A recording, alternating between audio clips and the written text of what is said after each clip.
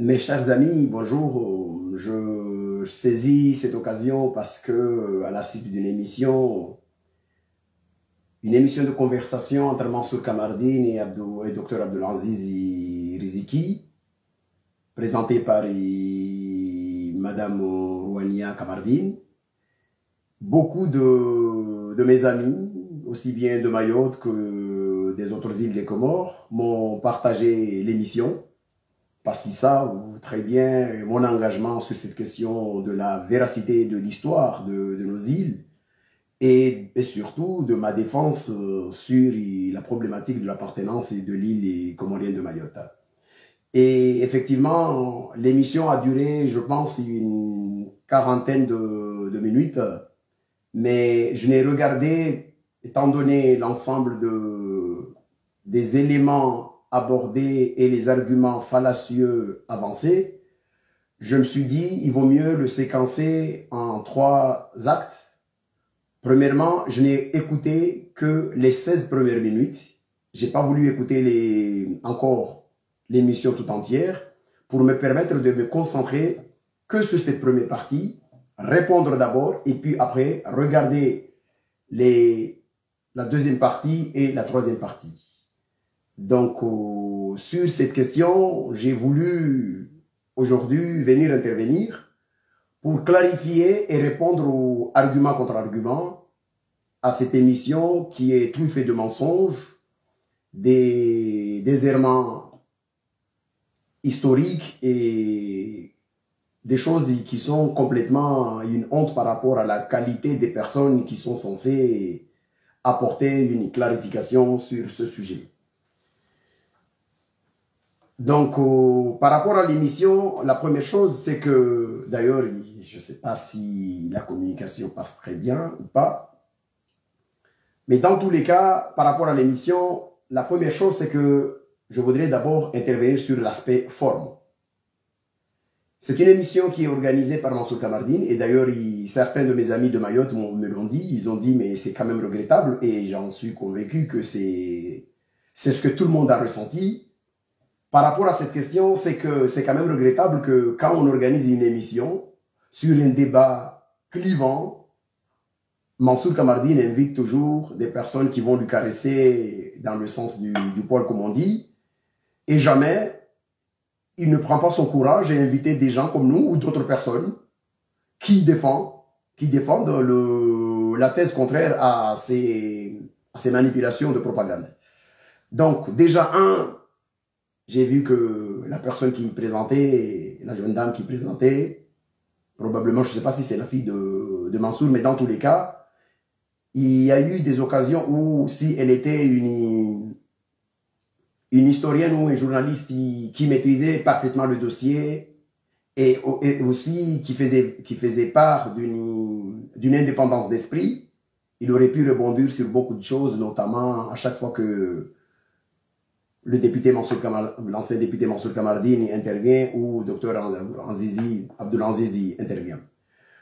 Premièrement, je voudrais d'abord dire, pour ce qui est de Dr Abdelaziz, que c'est quand même surprenant de voir que le même monsieur qui, il y a quelques années, écrivait un ouvrage faisant l'éloge de Mamadou et qui prétendait devenir le ministre des Affaires étrangères des Comores, donc probablement aller défendre la diplomatie des Comores. On sait que la diplomatie des Comores, on peut ne pas être fier sur certains de leurs actes, mais dans tous les cas, depuis l'indépendance des Comores jusqu'à aujourd'hui, il y a une constance sur la revendication de Mayotte et j'imagine que c'est lui qui prétendait vouloir devenir ministre des Affaires étrangères, il était censé aller défendre la diplomatie comorienne.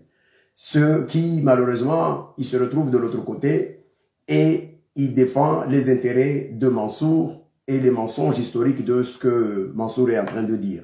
Ça veut dire quoi? Ça veut dire tout simplement que finalement, pour définir la personne, on peut se dire que le docteur Abdelaziz est devenu une sorte de mercenaire qui travaille au plus offrant. Hier, c'était Mamadou, et donc comme tout le monde le sait que Mamadou est l'incarnation parfaite de ce qui est les Comoriens indépendants dans la mesure où sa longévité au pouvoir et aussi le côté chaotique de la gestion, la mauvaise gestion des Comores, il en emporte une grande responsabilité.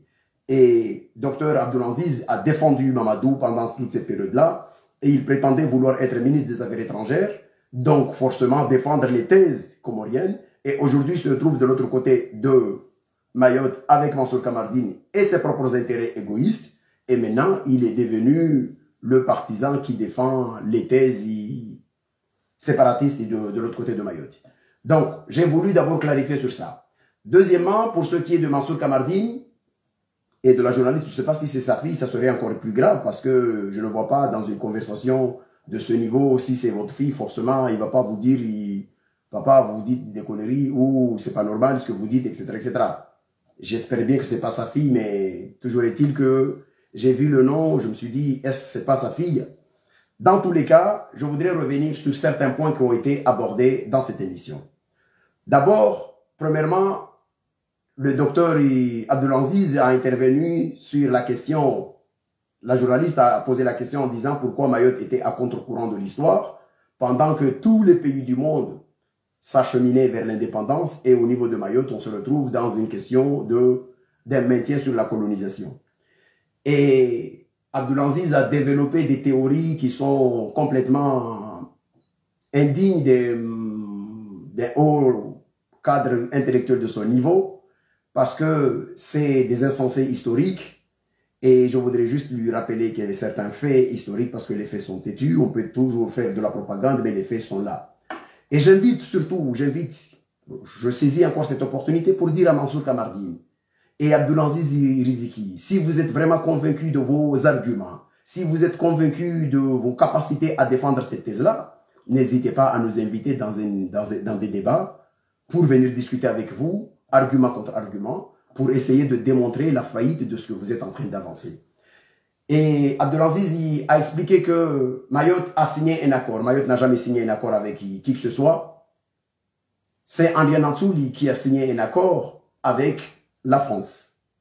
Un accord qui n'engageait pas Mayotte, mais qui engageait un usurpateur malgache, c'est-à-dire, à l'époque, c'était un réfugié malgache qui est venu demander refuge à Mayotte en 1832, exactement. Et quelques années avant, il y a eu son autre compatriote Ramane Taka qui est venu juste après la mort de Radama en 1829. Donc, retenez bien ces dates. Ramane Taka qui était sultan de l'autre côté de Moïli est venu aux Comores en 1829, juste après la mort de Radama, puisque Rana Balna Ier est arrivé au pouvoir et il s'acharnait contre la famille de Radama. Et de l'autre côté de chez les Sakalava, il y a eu André Nansouli qui est venu à Mayotte en 1832. Il faut retenir ces dates-là. Et on nous explique que André Nansouli, Mayotte a signé, j'ai dit Mayotte n'a pas signé, c'est André Nansouli qui a signé un accord. Et ce qui est extrêmement gênant quand on entend un docteur parler de ces choses-là et un avocat, moi je pensais qu'on allait discuter des concepts. Qu'est-ce que c'est que la nation? Qu'est-ce que c'est qu'un peuple? Qu'est-ce que c'est qu'un État? Quelle est la force des résolutions des Nations Unies? Quelle est la force du droit international positif? Mais on n'allait pas écouter des errements comme ça et des bassesses parfois dans les arguments. Déjà, on nous explique que cet accord que Mayotte a signé, que Mayotte n'a pas signé, mais c'est André Nansouli qui l'a signé, a été signé avec l'objectif et le but de défendre Mayotte, de mettre Mayotte à l'abri contre les agressions des autres îles. Ça, c'est une aberration intellectuelle pour la seule et unique raison, je vais vous le dire. Déjà, André Nansouli n'a pas signé pour Mayotte, puisque quand tu signes pour Mayotte, ça veut dire que dans l'acte de vente, il doit y avoir, après l'article 1, l'article 2, c'est ce qu'on appelle l'article de la contrepartie, voir cet élément. Cet élément ne figure pas. La contrepartie, c'est que André Nansouli a signé un accord en tant qu'usurpateur avec les Français en mettant en exergue ses propres intérêts et les intérêts de ses enfants, c'est-à-dire une vente viagère de 1000 piastres, c'est-à-dire que cet argent-là sera versé durant toute la vie d'André Nansouli et avec des conditions que le jour où André Nansouli quittera Mayotte pour aller chez lui à Madagascar, les versements cesseront. Donc il n'y a jamais eu un contrôle, un argument qui plaide pour les Maoris sur quoi que ce soit. Et deuxièmement, dans l'argument d'Abdelaziz, ils expliquent que, et c'est d'ailleurs l'argument qui est souvent utilisé par les Maoris, c'est que cet acte a été signé pour protéger les Mahorais contre les puissances ou en jouant à côté, etc. etc. C'est encore faux parce que je rappelle que l'article 8 de l'acte de vente, l'article 8 de l'acte de vente, il dit ceci: en considérant les liens de parenté et d'amitié qui unissent le sultan André Nansoul et le sultan Alaoui, si ce dernier veut résider à Bourbon, à Mayotte et à Nosibé, il sera traité de la même manière, la plus favorable, par tout commandant pour le roi de France. Ça veut dire, j'aimerais bien que cet intellectuel qui est le docteur Abdelaziz nous explique pourquoi on signe un acte de vente pour mettre une île à l'abri. Et au même moment, un article de cet acte de vente précise que le sultan, qu'on prétend se mettre à l'abri contre ses velléités d'annexion, doit être traité avec respect partout où il sera, une fois qu'il se retrouvera dans un territoire français. Donc vous voyez un peu les aberrations par rapport à ces arguments-là. Et puis le docteur Abdelaziz explique également que au niveau de Mayotte, on a signé ça et la France incarne la notion de la liberté chez les Mahorais. Je voudrais juste rappeler une chose, les Mahorais n'ont jamais aimé la France. Dans l'histoire, l'école est venue à Mayotte, ils l'ont boudé pendant des années. Il y a eu peu de Mahorais qui ont fréquenté l'école française.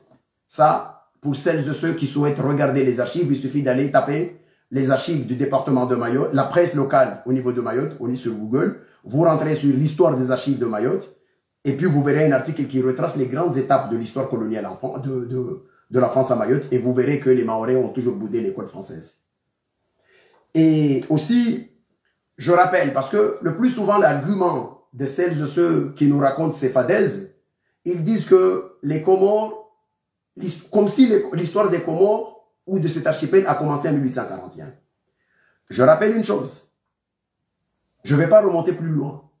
Parce que plus loin, si on remonte plus loin, on va vers le 16e, on va vers encore plus loin, vous verrez que dans les archives, Mayotte était un état vassal du sultanat d'Anjouan, des représentants d'Anjouan. Ça c'est clair et net, c'est des historiens qui le disent. Sur le plan méthodologique, quand on vient avec des arguments, on doit dire qui l'a dit, quel document historique. Je peux appeler à aller inviter Dr Abdelaziz de lire des archives, de lire des articles commis par des grands historiens de cette région, même si certains, à un moment donné, pour des raisons de récupération politique comme Martin, essaient un petit peu de se renier ce qu'ils ont dit avant et après la départementalisation. Donc, je rappelle qu'en 1832, André Nansoul est venu à Mayotte. En 1829, Ramané Taka est venu à Moïli. Et celles et ceux qui ne croient pas, qui pensent que l'unité de cet archipel est venue après la colonisation, doivent se rappeler d'une chose. Donc, Ramané Taka est venu annexer Mayotte de 1833 à 1835. Et comme le sultanat d'Anjouan, qui ne supportait pas les velléités malgaches venues occuper les îles des Comores, le sultan d'Anjouan a organisé une expédition militaire en 1835 pour aller chasser Ramané Taka de Mayotte. Il installa à Mayotte un gouverneur du sultanat d'Anjouan au nom de Oumar Masla. Nous sommes en 1835. La France est venue à Mayotte en 1841. Donc, ça veut dire que déjà, Anjouan occupait Mayotte en 1835, sur les faits, parce qu'ils ont chassé Ramané Taka de Moïli, et ils ont installé un gouverneur à Mayotte au nom du sultanat d'Anjouan, et le sultan Abdallah II d'Anjouan a organisé également la reconquête de Moïli en compagnie de Bouana Kombo pour aller reconquérir Moïli. C'est de là-bas d'ailleurs que le sultan Abdallah II et Bouana Kombo ont eu la mort à Moïli. Donc, j'explique ces éléments. Et aussi, Abdelaziz nous expliquait que les Mahorais n'ont jamais été dans un élément avec les Comoriens des autres îles, etc. Tout ça, c'est de la foutaise. La raison en est la suivante. J'aimerais bien qu'on m'explique qu'est-ce qui différencie les Mahorais avec les autres îles, si ce n'est la couleur du passeport. Cet argument, une des anthropologues les plus spécialistes de cette région, Sophie Blanchy, l'a toujours avancé. Et aussi, si vous regardez dans l'histoire, vous allez voir que je vais le faire un peu de façon chronologique. C'est que 1829, Ramane Taka aux Comores, à Moélie. 1833-35, Ramane Taka occupe Mayotte. 1835, Sultan Abdallah II récupère Mayotte et lance l'expédition vers Moélie. La France n'est pas encore arrivée. En 1841, le 25 avril 1841, la France signe l'accord. Lequel accord signé par... Avant cet accord-là, en 1835, je le précise très bien, nous sommes en 1835, en octobre 1835,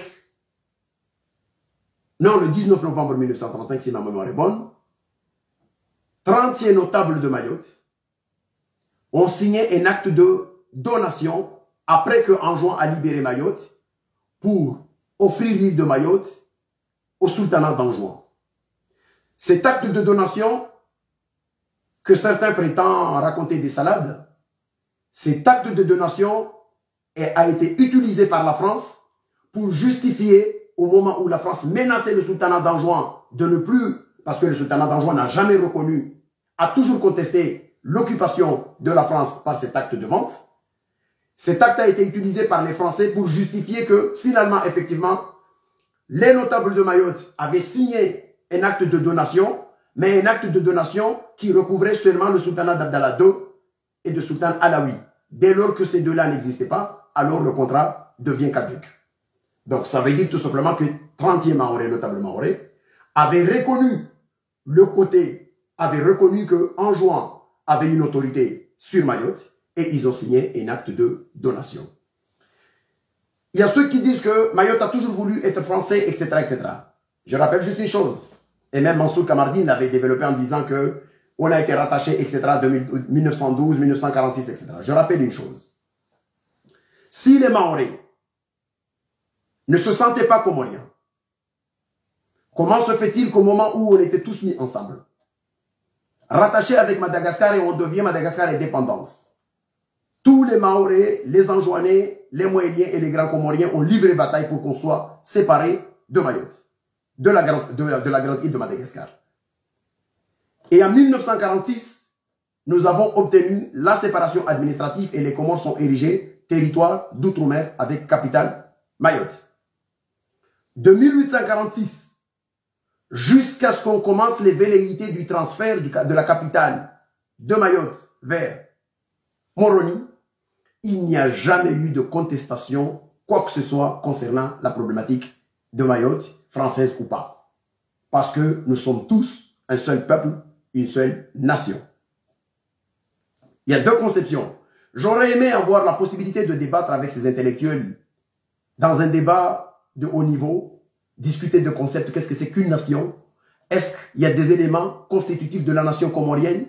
Oui ou non? Qu'est-ce que c'est qu'un peuple? Qu'est-ce que c'est qu'un État? Mais quand vous entendez un docteur en droit qui est en train de nous expliquer que les résolutions des Nations Unies, probablement il n'en tient pas compte, et nous interpréter comme quoi, depuis octobre 1960, il y a eu une résolution des Nations Unies qui reconnaît comment on appelle ça, l'autodétermination des peuples. Mais Mayotte n'est pas un peuple, c'est une population. Le peuple, il n'y a qu'un seul peuple dans cette région, c'est le peuple comorien.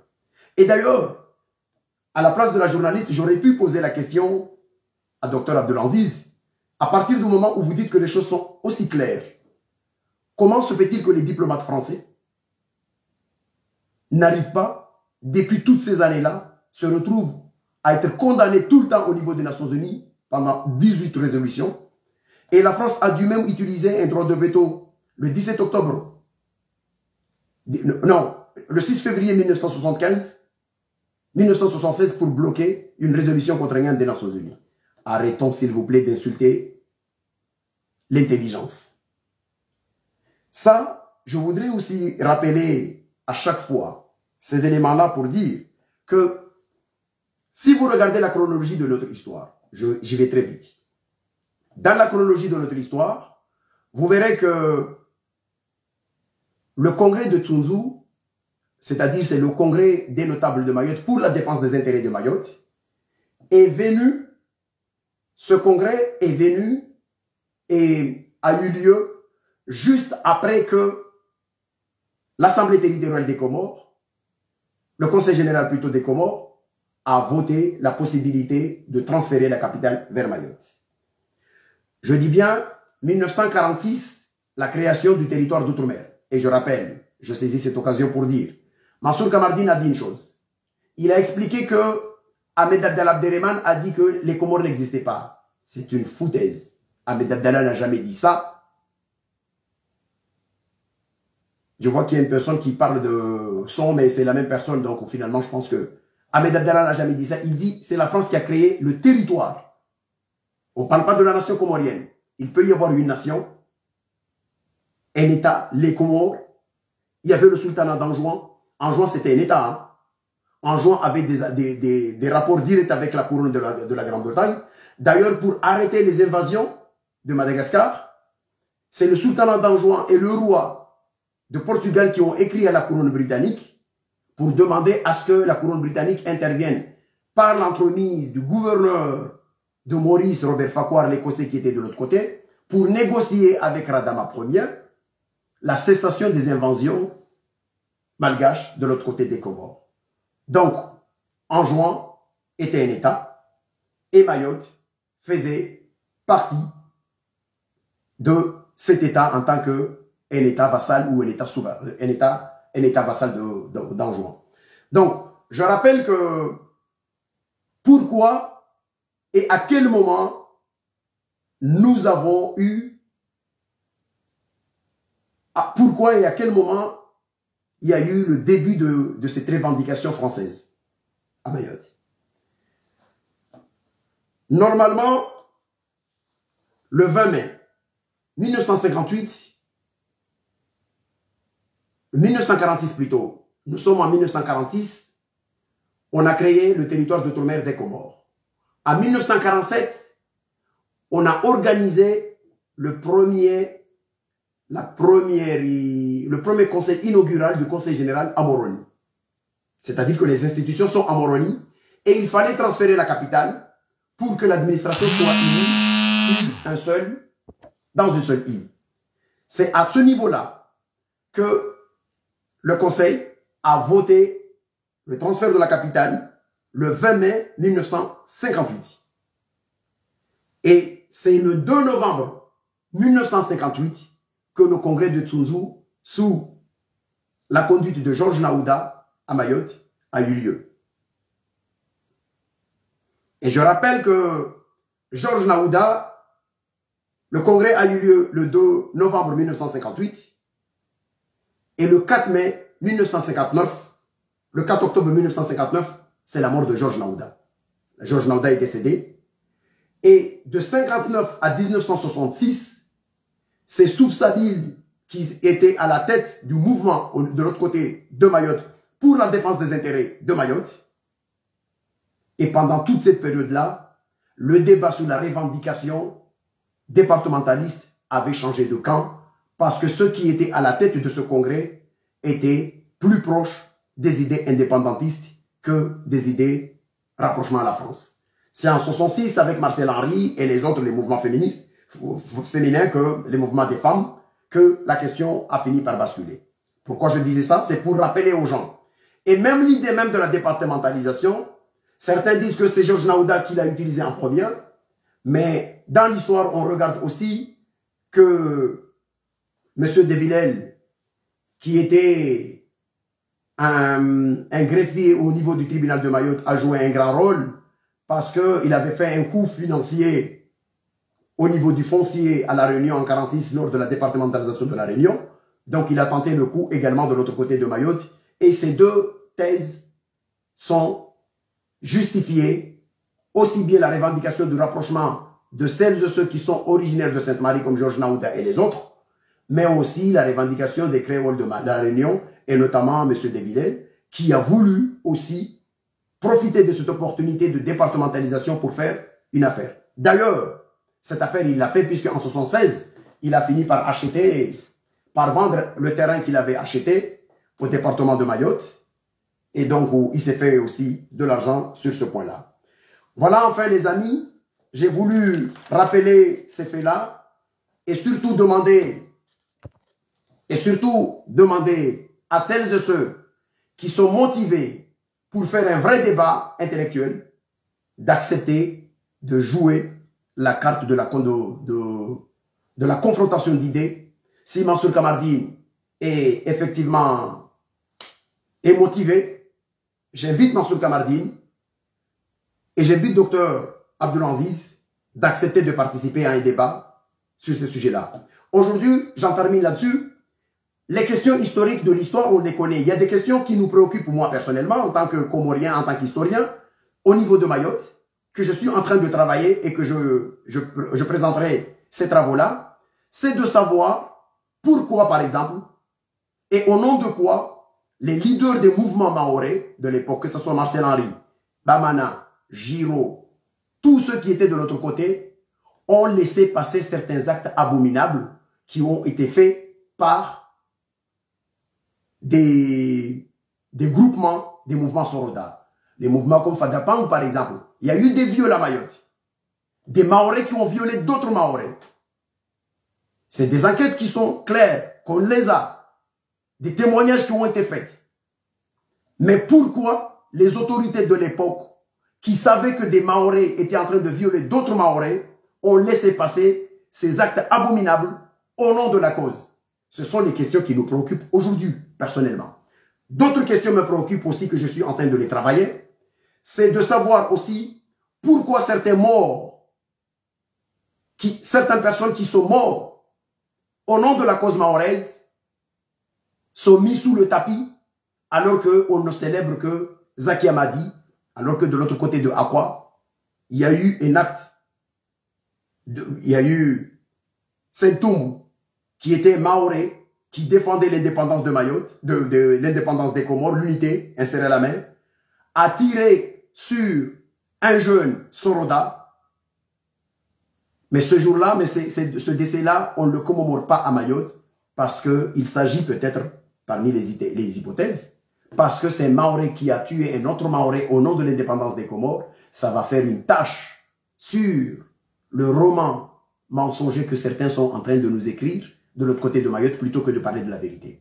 Moi, j'appelle aux Mahorais qui s'intéressent à la vérité historique, qui veulent un débat intellectuel, d'accepter de faire ce genre de débat, d'accepter de discuter. Il y a un autre sujet qui me préoccupe moi.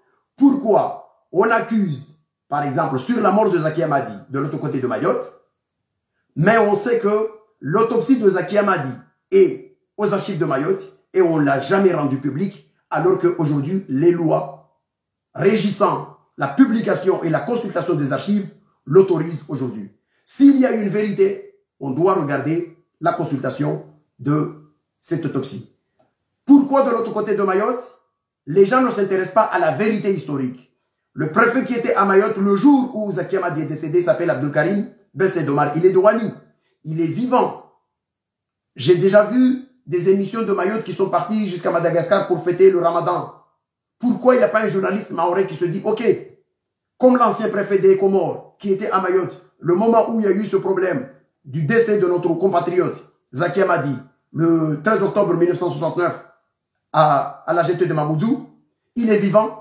Pourquoi ne pas aller interroger ce monsieur et lui poser des questions, les vraies questions, au nom de la vérité? C'est pour cela que je dis, les intellectuels de l'autre côté ont peur du débat intellectuel. Ils n'ont pas envie de discuter. Ils n'ont pas envie, ils ont envie de... Mansour peut inviter qui il veut, organiser une petite conversation entre amis, raconter tout ce qu'on a envie de raconter, mais sans contradictoire. Sans qu'il y ait un débat contradictoire. Donc, nous, ce qu'on veut, c'est un débat historique. S'il y a des gens qui s'intéressent à l'histoire de l'autre côté de Mayotte, ça serait intéressant d'échanger. Ça ne changera pas la position que chacun a de ses revendications séparatistes ou pas, mais au moins, au nom de l'histoire, on ne peut pas laisser les gens nous raconter n'importe quoi. On doit travailler en tant qu'historien, en tant qu'intellectuel, faire un débat intellectuel, éviter toutes ces velléités, tous ces mensonges entre gens, entre soi, on se retrouve entre nous, on se pose des petites questions, il y a pas, on ne rebondit pas sur des choses, mais non, attendez.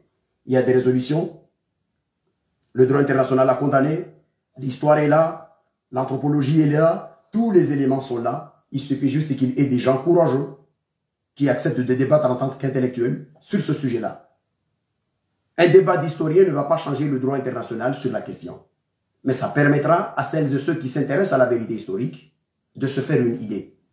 J'affiche encore une fois, et je termine là-dessus, ma disponibilité pour échanger avec qui veut sur cette question, pour essayer d'apporter un éclairage historique par souci de vérité historique. Je ne dis pas que je détiens la vérité historique, mais je veux que celles et ceux qui prétendent défendre des thèses contraires affichent la même disponibilité que moi pour qu'on puisse débattre comme des intellectuels sur un débat des niveaux académiques de haut niveau, argument contre argument, pour permettre à celles et ceux qui souhaitent